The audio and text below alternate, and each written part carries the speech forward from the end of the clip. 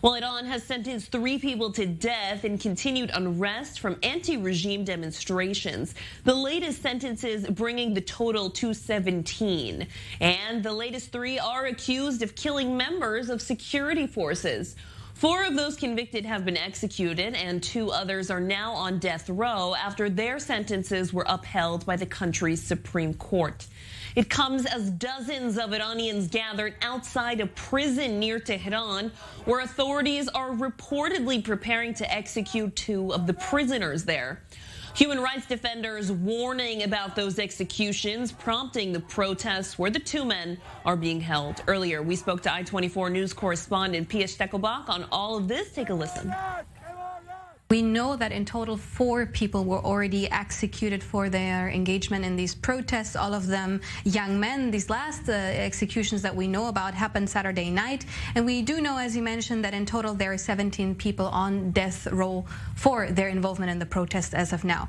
Now, yesterday there were news that 2 of those 17 people were going to be executed pretty soon. Their names are Mohammad Gobadlu and Mohammad Boughani.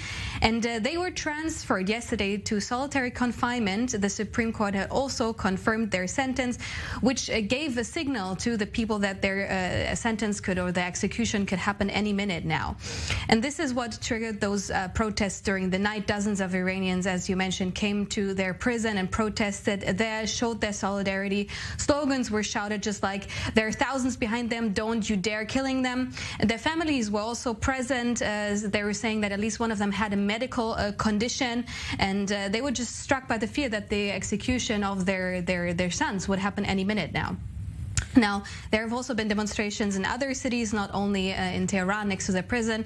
There were demonstrations all over the country, basically, in Isfahan, Mashhad, Tehran, Qom, Sanandaj, only to mention a few of these places. From what we know now is that the executions of these 2 men did not happen as of now. We don't know what role these demonstrations took. We don't know if these executions will still be happening.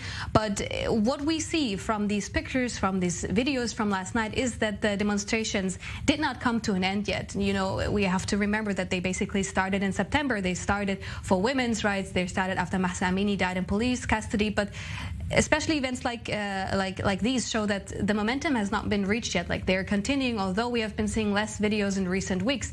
We see that there is still, the spirit is still going on, although the attempts of the Iranian regime to deter them now, especially as the executions have really reached a new level of deterrence, it doesn't take away the actual fuel, the actual spirit of what many people call a revolution.